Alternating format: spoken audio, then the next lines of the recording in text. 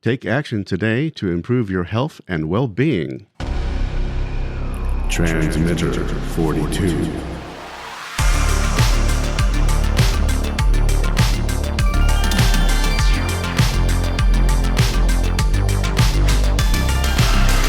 In this episode, we target 4 actions you can take today to impact your health. Change may seem overwhelming, but it's small daily choices that create big impacts over time.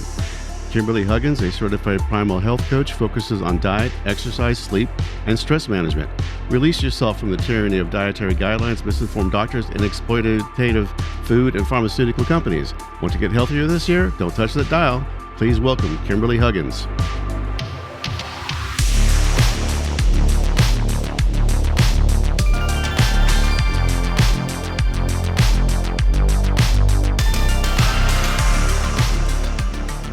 Welcome back, Kimberley. Hello. So you want us to get healthier this year. We welcome you to do that. I certainly know some friends at certain places that hear this show who have taken some of your advice and have lost lots of weight. That's great. Who knows about their other health parameters, but that is the first key, of course. Well, it's small steps. And part of what we're talking about here is it's small daily choices that create big health changes over time. So you can start wherever you are. But the important thing is to, own take agency, take responsibility, and understand you have all the power. You do. Nobody else, not your doctor. You have the power. So, I wanted to talk just a few more before I get to the 4 things that you can change today to impact your health. I just want to talk about a moment for what does it mean if you're not healthy? Or if you're not healthy, in this case, all these things, it does mean you're sick. Okay, and you need to change something. And one of the reasons I wanted to talk about this just real quick is because I think there's a lot of people walking around in our society who are sick or not healthy, if you prefer that term better, and they don't even know it. Because you felt that way. I was one of those people. You felt X for so long. You felt this way for so long. You just think that's how you're supposed to feel. And I also want to just put in here, you're not supposed to feel bad when you get older. You're not. And whatever the marker that is for you, if you think being over 30 is old, 40 is old, 50 is old, whatever your benchmark is, okay, you're not supposed to get sick when you get old. You're not supposed to be weak. You're not. Now, does that mean you can do what an 18-year-old does? No, it doesn't mean that. But it doesn't mean you have to be miserable. And let's face it, if the goal is to live longer, don't you want to be able to enjoy your life? I don't know a single person where if you gave them a choice, okay, you can live longer, but 10 years you're going to be immobile. You're going to have to wear a diaper. You're going to be in a wheelchair. You're going to have to come in and you're going to be on dialysis. Nobody would choose that. So my point is you have to make the choices so you're not living that life. So real quick, you're already sick if you're overweight. Now, this does not mean you're a horrible person, but it's your body telling you something's wrong, especially if it's in your belly. Okay, so the quote unquote, famous beer belly that we talk about men, okay, most of the time it's not really beer, it's a lot of other things, but it's not healthy. So visceral fat, correct? Visceral fat, which is the worst kind. So if your height to waist ratio is more than half, you have a problem. And I'll just go down here real quick. I'm not going to talk about all these, but I just pause for a minute on overweight because that's a visible sign. It's what we really focus on in our society. But there are many others. So if you have been diagnosed as either diabetic, type 2, or pre-diabetic, which means you have high blood sugar, high fasting glucose, or a high A1C, you're metabolically unhealthy. You're sick. You need help. You need, and the big part of that is knowing, is the knowledge. Okay. If you have high insulin, if you have low vitamin D, if you have PCOS, if you have low testosterone, which is an epidemic in our society right now, if you have any chronic disease, cardiovascular disease, atherosclerosis, I'm butchering that, but everybody does. If you've had a stroke, if you've had AFib, cancer, any chronic disease, if you have high triglycerides, if you have low HDL, if you have insomnia, if you have brain fog, if you're tired all the time, crushing fatigue, none of that's normal.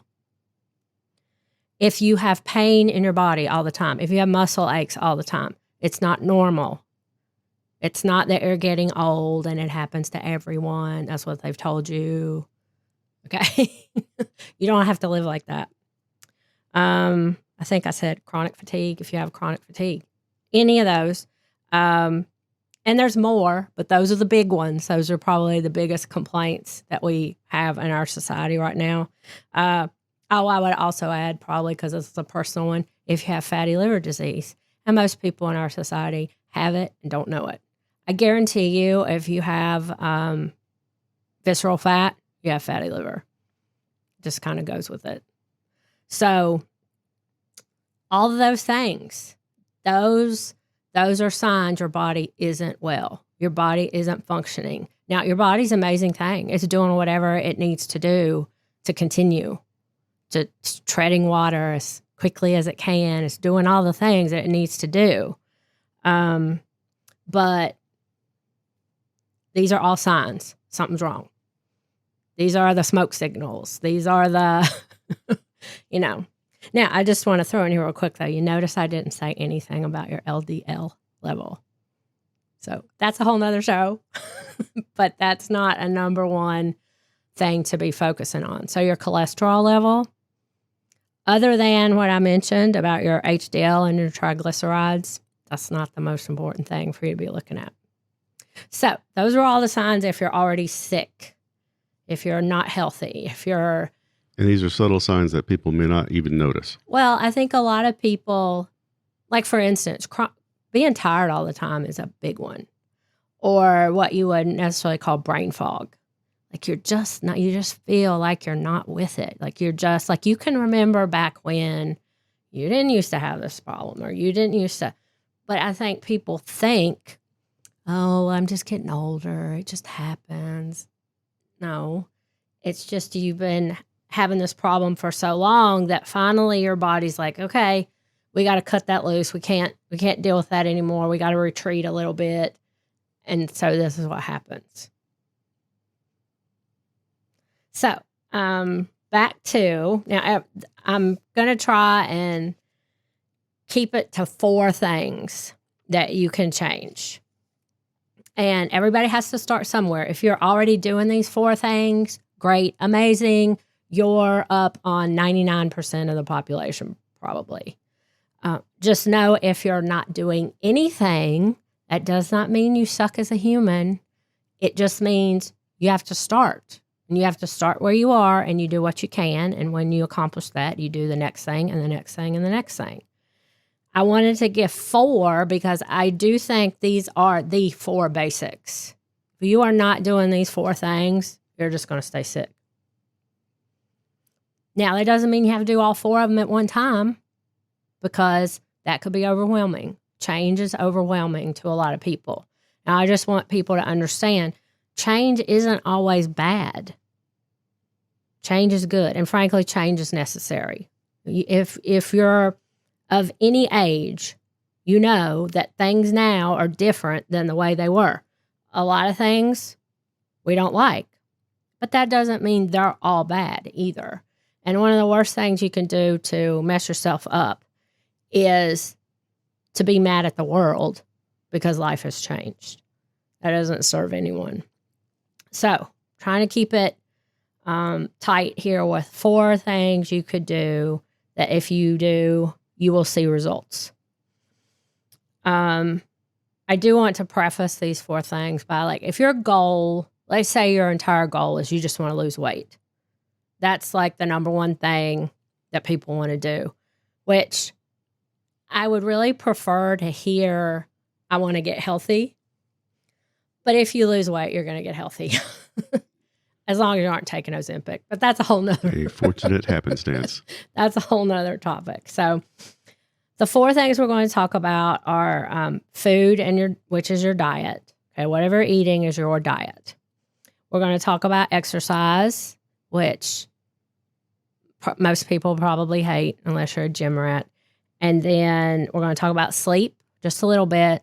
And then we're going to talk about stress management.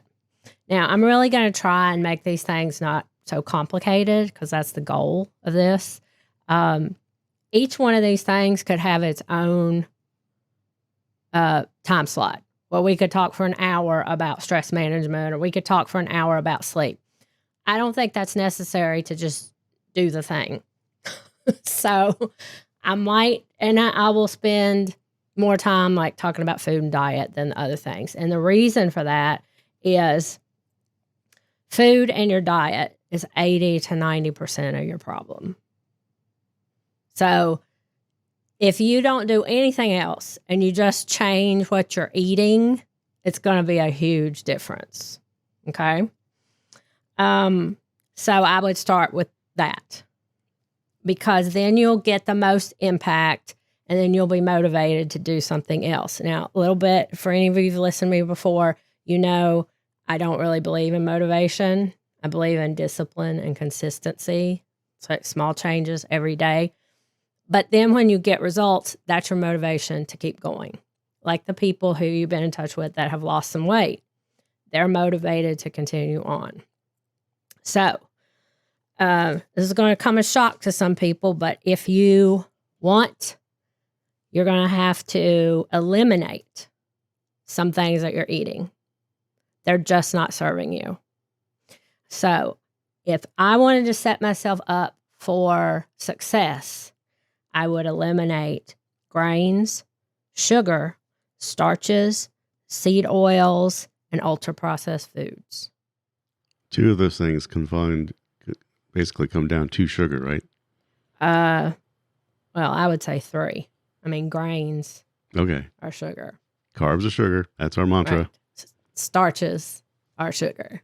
Okay. So if your goal is to lose weight and get healthy, okay, if you don't have any problems, yay. I don't know that it will always be that way. And everybody can say, well, my grandma smoked a pack of cigarettes a day and drank Dr. Pepper all day long and she lived to be 98. Okay, well, God bless your grandma, but you're probably not going to be as lucky. So I wouldn't count on that if I were you. She wasn't surrounded by the system that we have today. That's true. So eliminate that. Now, you have to decide if you can be an abstainer or a moderator. I can't be a moderator. I have to cut it out. I can't do it. The thing about carbs, though, if you tend to moderate, if you say, I'm just going to eat a little bit here and there, you end up overeating it.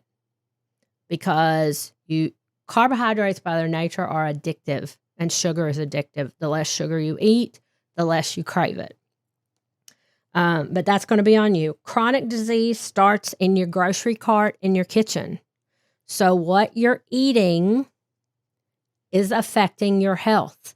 Now, this is a little scold moment, but I'm continuously shocked by how much people are divorced from the idea that what they're eating, what they're putting into their bodies or not putting into their bodies when it comes to like good food, how they don't think it affects their health.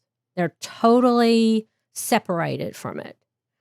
And I'm just saying it is so important what you are eating. And I want you to think about your kids because they're growing and developing. If they're not getting enough animal protein, their brains are not growing like they're supposed to. If you're not getting amino acids, you're going to have a nutrient deficiency. So eliminate grains, sugar, starches, seed oils, ultra-processed foods. That's a great place to start. Get rid of, and when I say that, that means wheat and flour products. It means cereal. Yes, it means rice. Yes, it means corn. Yes, it means pasta. It means biscuits. It means cookies. It means crackers. It means chips. All that. Get rid of sweetened beverages. Yes, that means orange juice. Your mainline and sugar if you're drinking that stuff, and so is your kids. Packaged snacks, convenience foods, frozen foods. When I say that, I'm not talking about frozen vegetables, but I am talking about like pizza rolls. I'm talking about frozen pizza. I'm talking about frozen vegetables with all that nasty sauce on them. So you'll eat it because the sauce is not real food most of the time. So ditch the convenience foods. No more low-fat dairy. If you're my age, you went through the season of low-fat food, okay? That's killing us. Get over that. You have to, I mean, I know the brainwash is real. You kind of have to walk it back. Any high-carb beans. I mean, people think beans are healthy. But if they're high-carb, it's not serving you, okay? And we're trying to reduce carbs. Carbs are sugar. So regardless of, I mean, if you want results, low carb works. It just does. A consistent overconsumption of carbohydrates, which is over 150 grams a day. And most Americans are getting over 400. That leads to weight gain over time. It just does. So we all know we get older and we're just like, I just seem to put on 5 or 10 or 15 pounds every year. I just keep putting on more and putting on more. Okay, it's because you're eating too much carbs. It leads to long-term weight gain. So stop eating the fake food. Watch out for the condiments. Condiments are full of fake food and sugar. And I know this one's hard. If you want results, no snacking. Snacking is a no. Humans are not meant to snack. That's what cows do. Cows graze all day. If you are a grazer, then you've been living off sugar. So if you feel like you have to eat every 2 hours, if you're a grazer, if you've been on a high carb diet, that's sugar. If you've been eating every 2 hours, that's sugar. If you've been living off sugar, if you can't live without your fill in the blank, can't live without your bread, your bagels, your toast, your biscuits, your crackers, your fruit smoothie, you're living off sugar. Now, this is not going to be easy. I get it. Because you're addicted to it. We are, I mean, people want to say, oh, sugar, you can't be addicted. Sure, you can't. So it's not going to be easy. For some people, it'll be easier. People say that?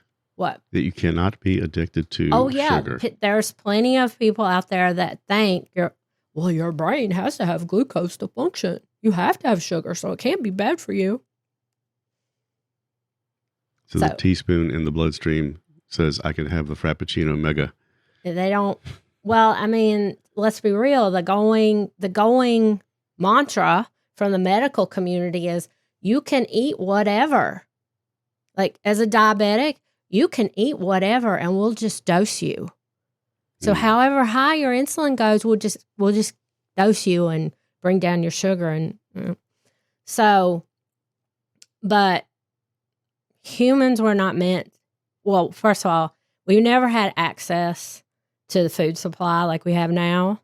And that's not even just what the food is. It's the amount, the abundance of food, okay? We were not meant to eat as often we do. We're not meant to eat as much as we do. We're not meant to eat what we're eating. So it all combines into like a perfect storm. So for some people, cutting out or cutting carbs they might not have a problem, but I'm just warning you, if you taper down and you have the cravings, if you feel sick, like they call it all the time when people go on low carb, they call it the keto flu. It is not the keto flu. It is carbohydrate withdrawal. That's exactly what it is. You aren't behaving any different. Your body is not behaving any differently than when somebody comes off heroin. you're going to feel awful, or you can. Now, there's ways to mitigate that. Make sure you're taking your electrolytes. Now, this is not something that maybe people would want to do, but it works for sugar addiction. If you get an awful craving, have some eggs boiled up and salt them. And every time you get a sugar craving, you eat an egg. Now, it might take a while, but you will not crave sugar anymore. Now, that might not be something for you to do, but it does work for people who have a really hard time. Now, you may not have a hard time. I didn't really have a hard time when I went low carb, other than the mental part. Because I'm not going to lie, I wanted some potatoes. That is my thing. Starches are my kryptonite. I should say potatoes. I could do without bread, but love me some potatoes. I didn't really it's just a mental thing. It's a new habit. You've been eating this way all this time, and now you got to change it, and you got to make new habits. And sometimes that's a pain in the butt because you don't want to do the new thing, because it's easier to do the old thing. It's easier to do what you've always done. So you want to focus on the foods you want to focus on are like low carb veg. So that would be green veg. Okay. I would recommend that it be cooked rather than raw. Now, I'm not going to tell you to not go eat a salad if that's what you want to do. If you love the salad, whatever, start wherever you are. But low carb veg, sweet potatoes, while they may have a lot of antioxidants and all that, that's not a good for carb. That's not low carb. So green veg, the best way to think about it is any vegetable that grows above the ground. Okay. So like cucumbers, peppers, Brussels sprouts, cabbage, any of the lettuces, that kind of stuff. Focus on that. The number one best food is a ruminant meat. So that's beef. That's lamb. That's venison. That's bison. Any of that. Okay. If you're budget conscious, yes, ground beef, A-OK, 100%. You can do a million things with ground beef. You can make hamburgers. You can make taco meat. You can do, all the things with ground beef. Refresh our listeners, ruminant. What does that mean? That's their digestive system. So it's basically a filter in and of itself.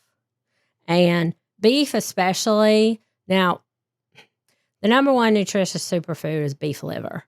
I'm not thinking I'm going to convert anybody to eating liver, but I do want you to rethink your idea about fatty meat, because it's not bad for you, even though you've been told that, okay? You've been told to shun animal fat.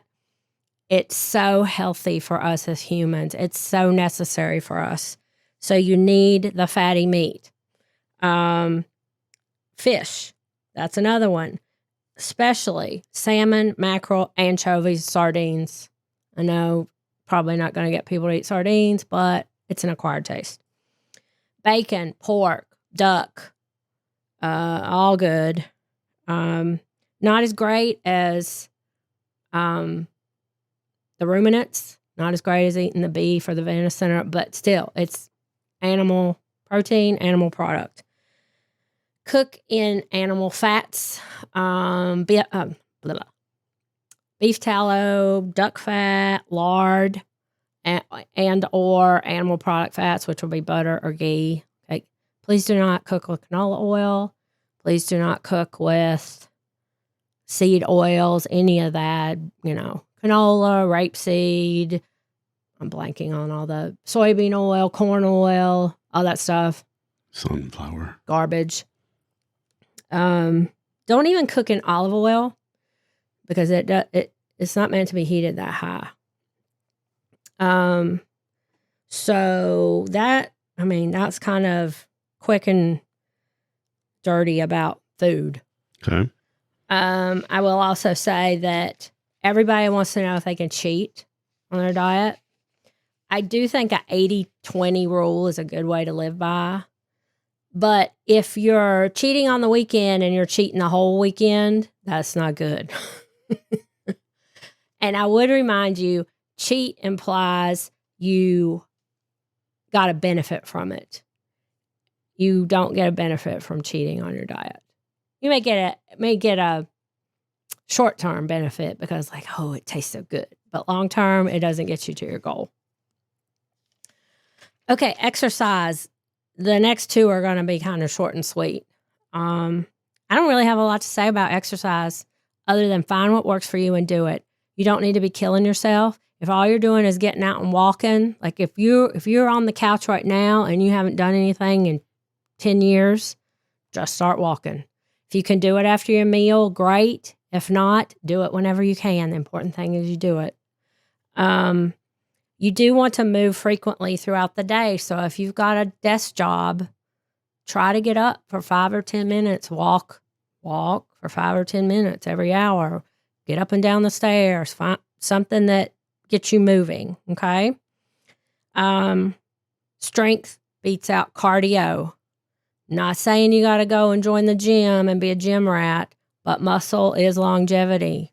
So start with the walking if you haven't been doing anything, and then eventually you can move on to something else.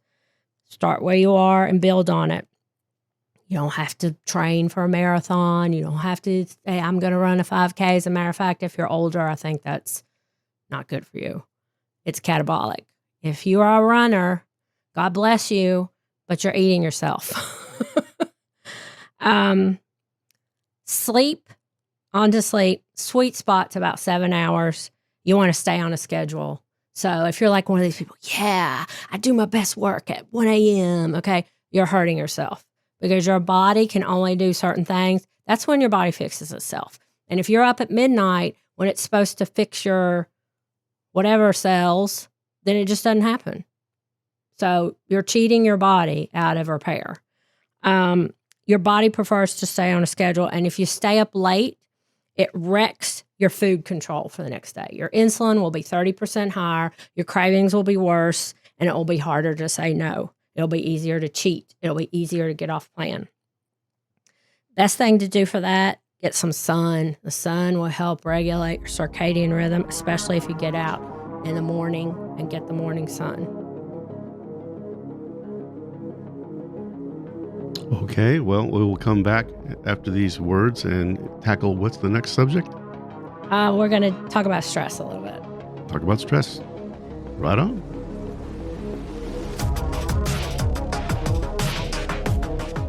Do you have questions about the operation of your two-way radio system performance? With 38 years experience in electrical engineering, 29 in RF communication and electromagnetics, 11 years in aerospace, and 6 years specializing in UAVs. RF Analysis brings experience to help you close the link in your next radio engineering project. From HF to microwaves, let us help you achieve your communication goals. Be it propagation modeling to antenna specifications, we bring closure to your radio system requirements. Please visit rfanalysis.com for more information.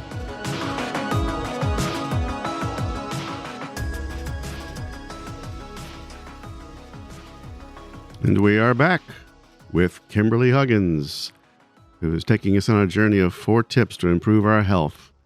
What's next, Kimberley? Well, as I had said earlier, we're going to talk about stress, and we are, but I just want to pivot back to exercise for just a minute.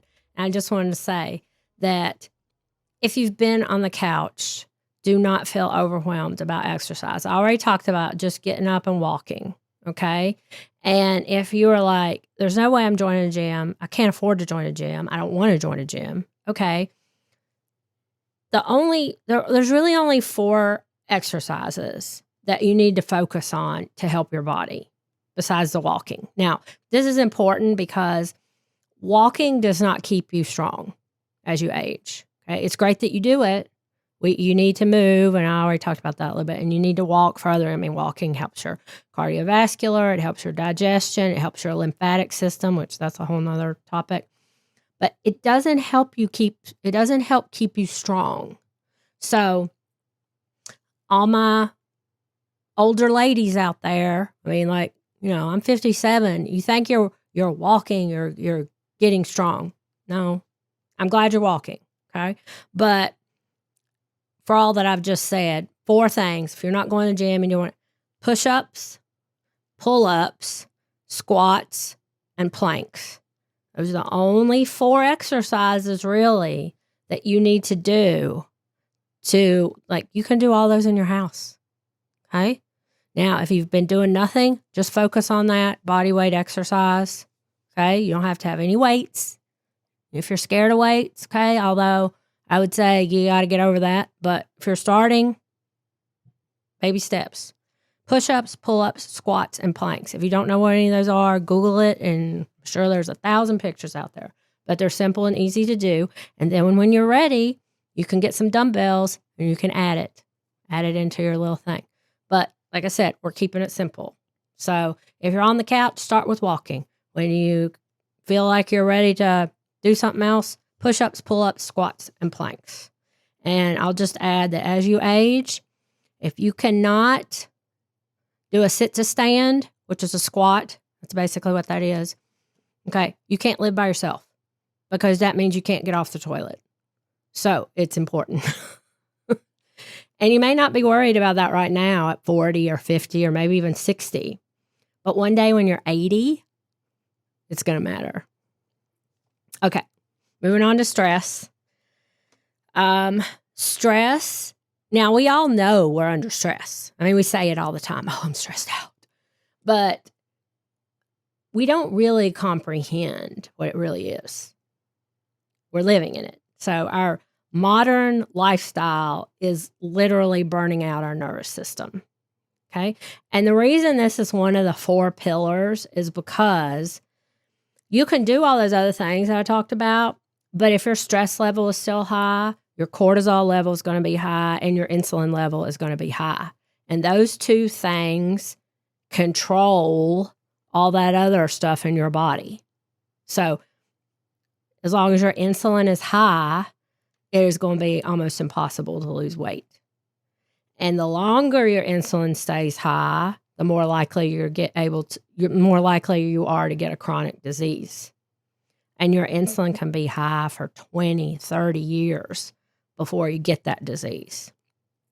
So, stress contributes. Now, food, I said, food is number 1, okay? That's the biggest part of the issue.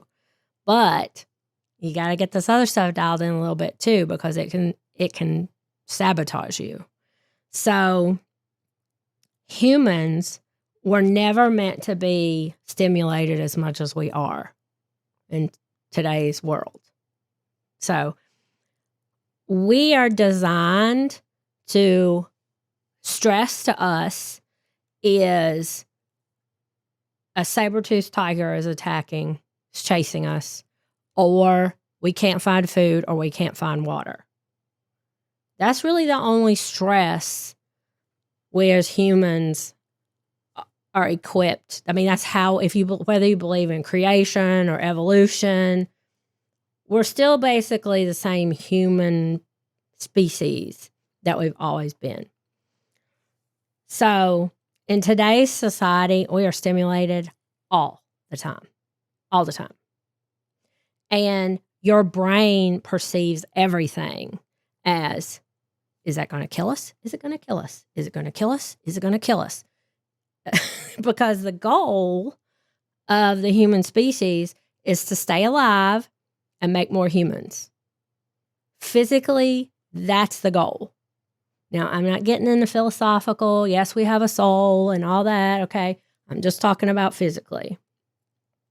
So you have to be aware that certain things are affecting your stress level.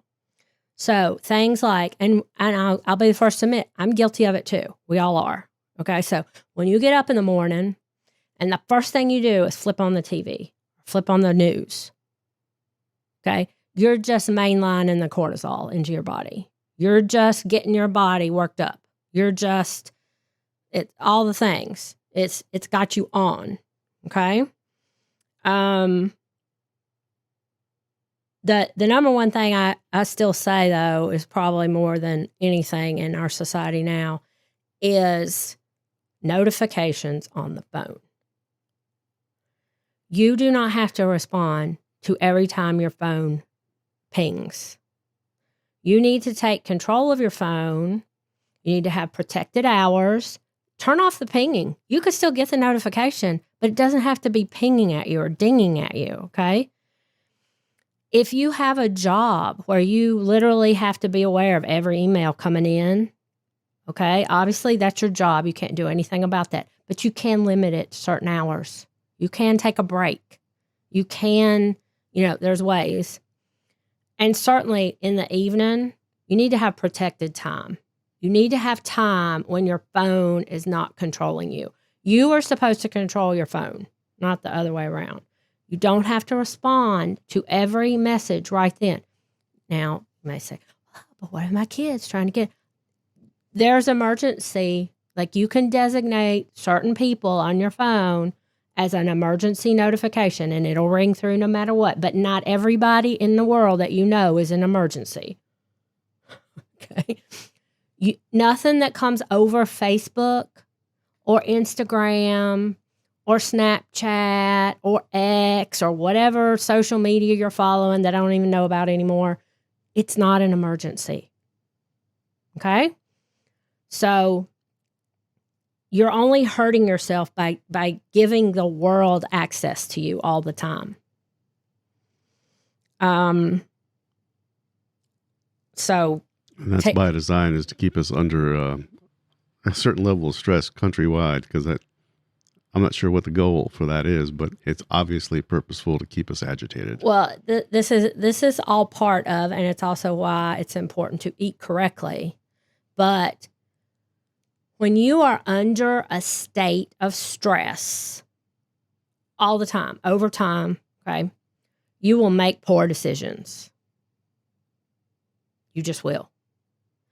Which that's a whole nother thing about how you, because this is what happens when you are stressed over time and you are just burnt out. Okay. And you will know this because you will tend to be more emotional about things. Okay. Now, this is getting into some sticky water, but emotional behavior from humans is not higher level thinking. People who react emotionally. Now, I'm not saying you don't love your spouse, you don't love your kids. That's not what I'm talking about.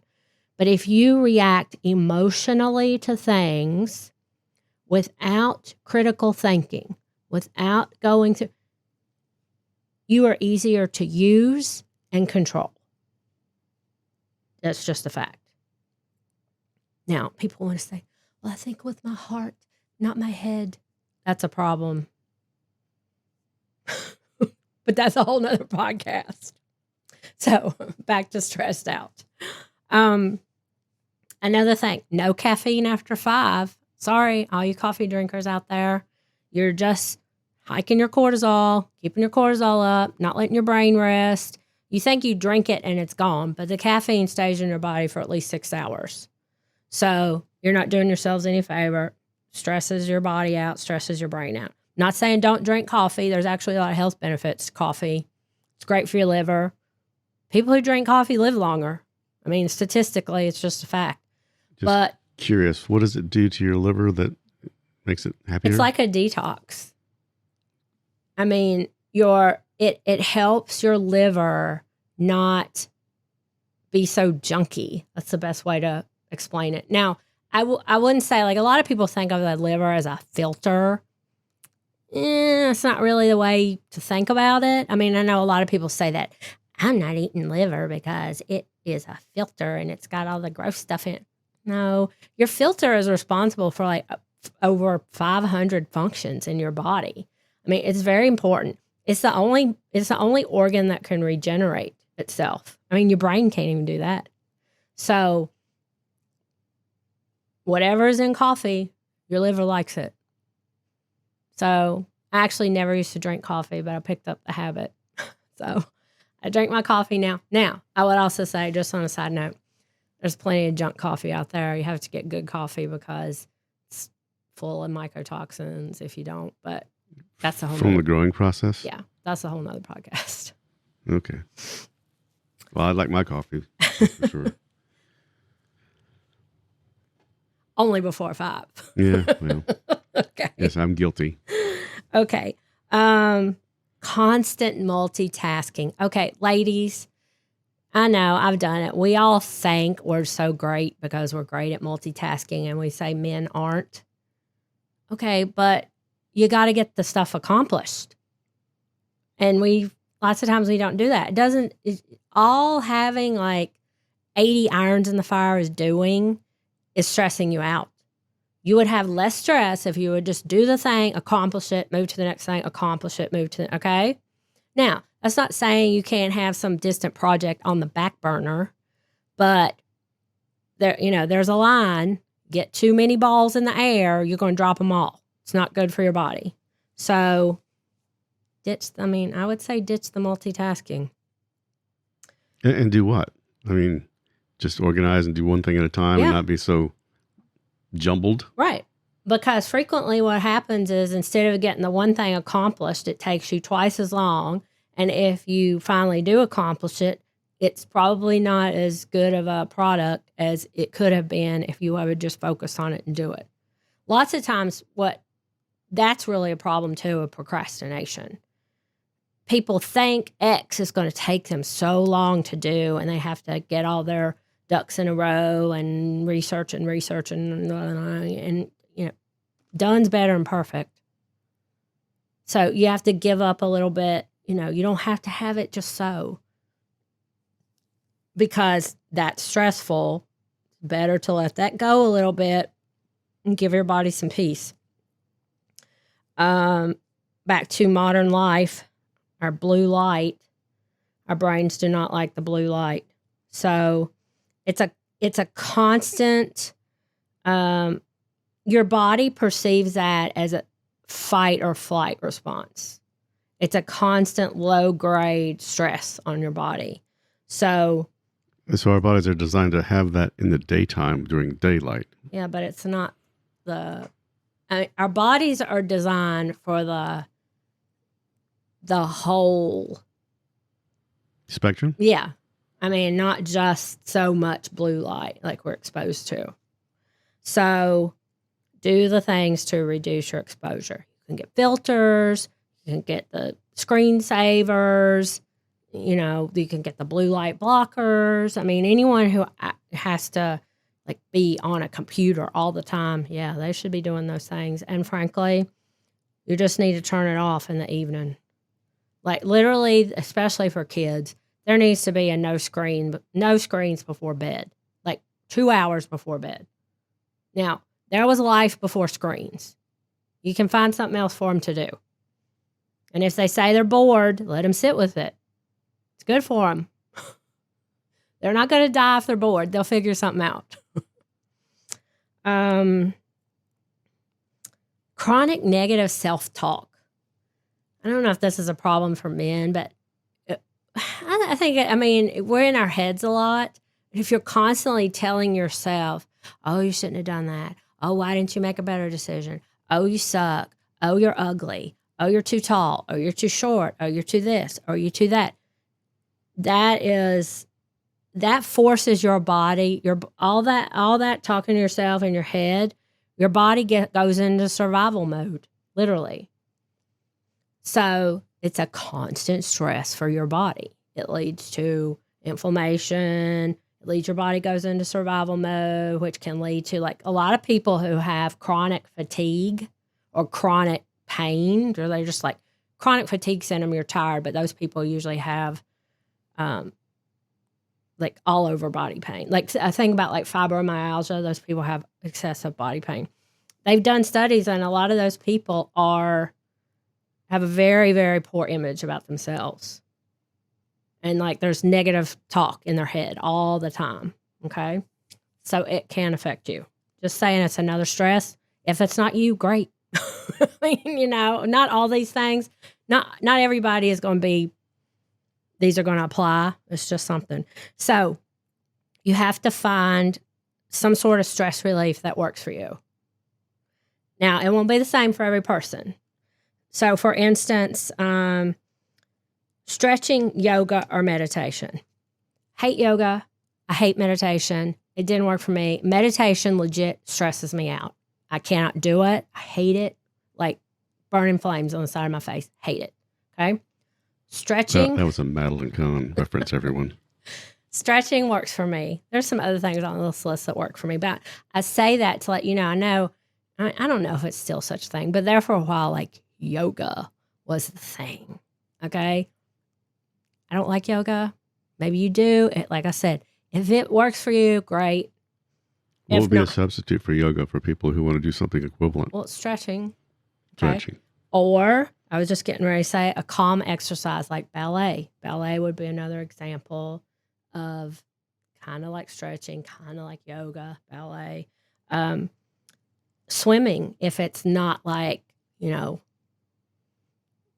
Olympic level competition, but just slow, kind of casual swimming. Like I'm not talking about the breaststroke or anything like that.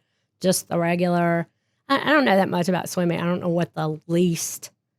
For me, the backstroke. Well, I was getting ready to say. It's back butterfly or whatever, where you just, I don't know what they're called either. The side stroke is pretty common for me, and that's very often used for people who can't really do any of the high performance strokes. Okay. So you're just on your side the whole time. You just cruise. Okay. So that, if you enjoy dancing, dancing is a stress reliever. Massage is a great stress reliever. Now I know that's not exactly inexpensive, but it might be worth it in the long run. Sauna is another one. That can be very relaxing, and sauna is very good for you. The people who do sauna on a regular basis have less mortality risk than people who don't do sauna. So it's just like drinking coffee. It's good for you. Walking or hiking in nature. Okay. And I will say I'm guilty of this too, but when you go outside to walk or whatever, you don't have to put a podcast on. No. You don't even have to put music on. Now you might enjoy it, but you need to hear the sounds. You need to hear the water running. You need to hear the birds chirping. You need to hear all the things. Tranquility. Right. And I'm not even saying. And safety. If something's rattling and breaking sticks somewhere nearby, you need to know that. That's true. But I'm not even saying like I'll go out and walk for an hour. Now I don't listen to a podcast for an hour. I'll walk maybe half the time, not, with no music, no talking, no noise in my head, just what's going on around me. Okay. Maybe writing. Some people like journaling. You can just do a brain dump, have a notebook, and you just write in whatever pops in your head. You write it down. Listening to classical music. Now, I will say I don't know the science behind it at all. Couldn't explain it to you, but there is research evidence out there that your body and your brain come down like for a stress level when you listen to classical music. Your brain responds differently. So classical music and nature sounds, that's your thing. You can play classical music in your house. And as a matter of fact, there are some, I've seen some of these people who have wealthier individuals who have children, and they're like, yeah, we just play classical music in our house because we want our kids' brains to develop a certain way. Okay, well, I think they probably know something. You might want to think about that.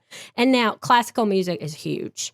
Maybe you don't like Beethoven, but maybe you'd like Bach, or maybe you don't like Haydn, and maybe you'll like Rachmaninoff, or whoever. Can't forget Mozart. Right. You can find somebody you like out there. And you can't say, oh, that's just boring, until you've listened to enough of a selection. I guarantee you'll find something you like. Playing an instrument can also be very relaxing for people if you don't get upset when it doesn't go the way you want it to. If you're going to get stressed out that you're not playing well, or that you can't play this one piece, or you're having a difficult time learning it, if it's going to stress you out, don't do it. You have to find something that's not going to stress you out. Music is great. Playing music is great. I haven't done it in a while, and I really, really miss it. Same here.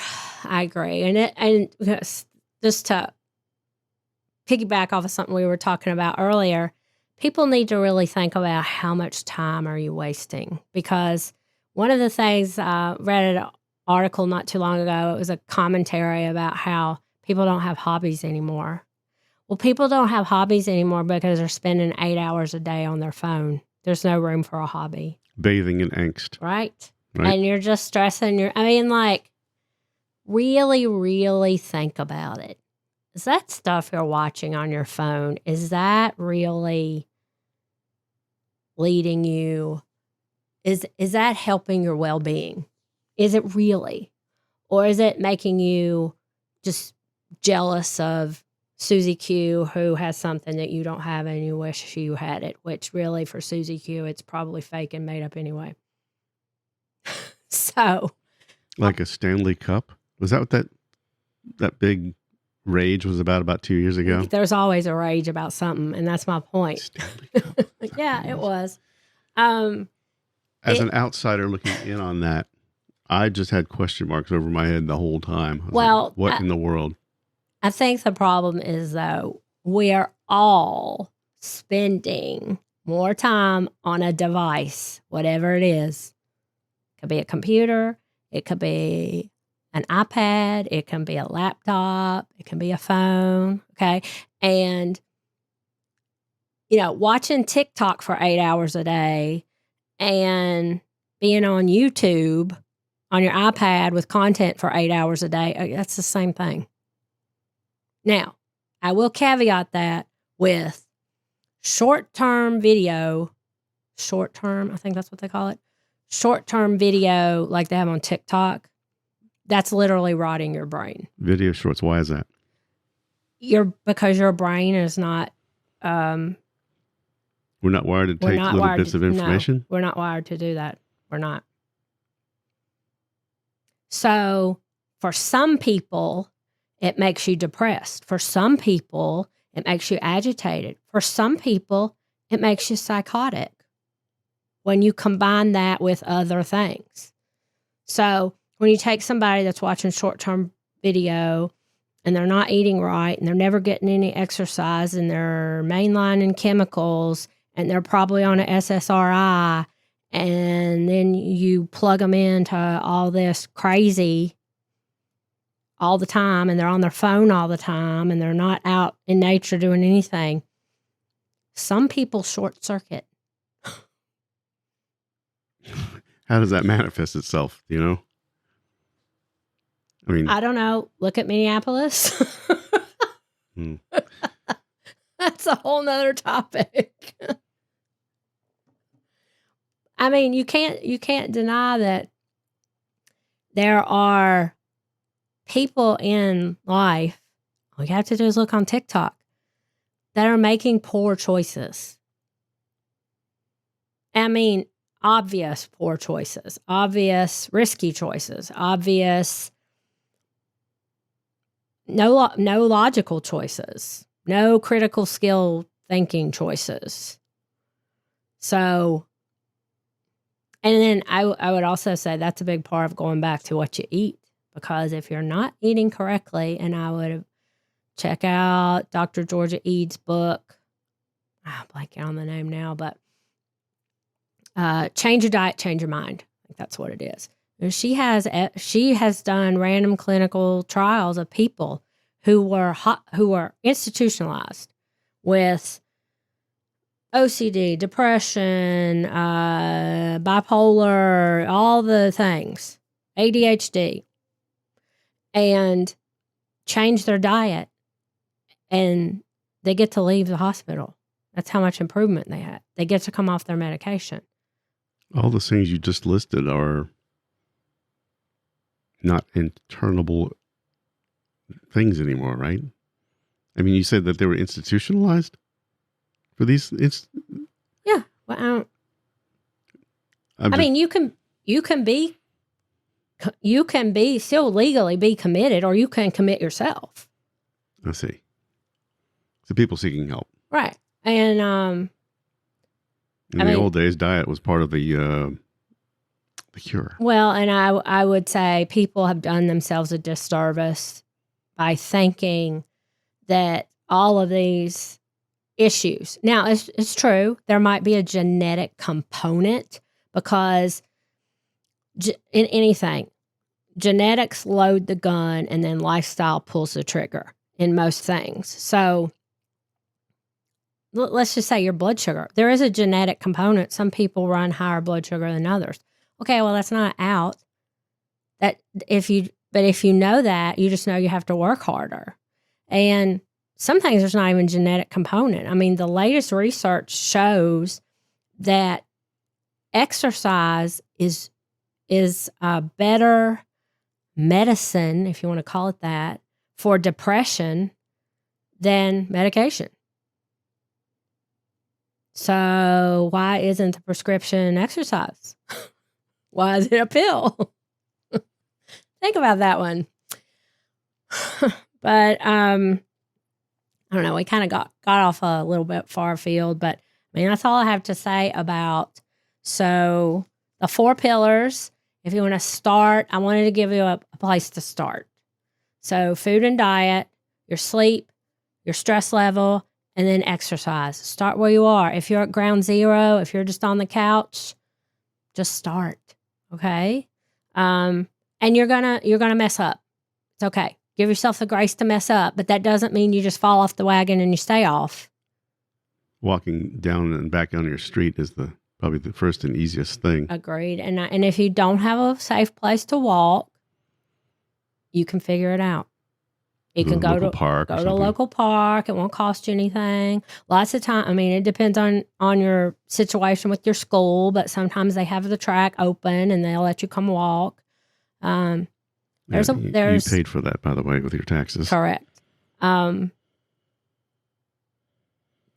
many ways. You can find the way because you have the power and you can choose. You can choose to be healthier. You can choose to be on medication. You can choose not to go into the golden years of your life miserable. And I would argue if you could work up to it, simple, easy hikes to your local park that require a little bit of elevation gain. It's just a walk. But the reward is you'll see things that people who are not in shape cannot see. True. And I would just add for that though. Yes. So totally important. Movement is so important. So important. But do not think you're going to out exercise a bad diet because you will not. So basically food and sleep are probably the two most important ones to do something about. Right. Okay. You know, I know some people are really focusing in on work, being trapped in work in their cubicle or whatever. They're getting elevated desks and they're getting little treadmills to walk on. I guess that helps. I think anything's better than nothing. But I would say if you are able to leave your desk for 5 or 10 minutes, an hour, do it. It's the same benefit. And it's needed.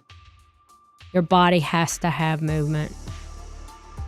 So I guess some people would think this is hard, but this really isn't hard. It's as hard as you want it to be. Working out is hard, but being sick is harder. You have to choose which hard you want. Okay, Kimberly, thank you.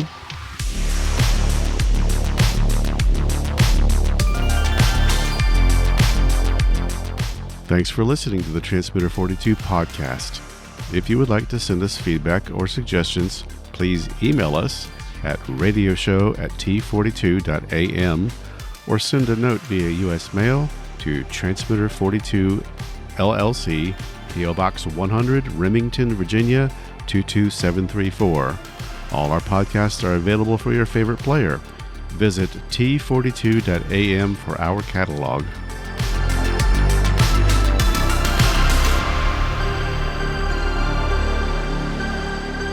Transmitter 42.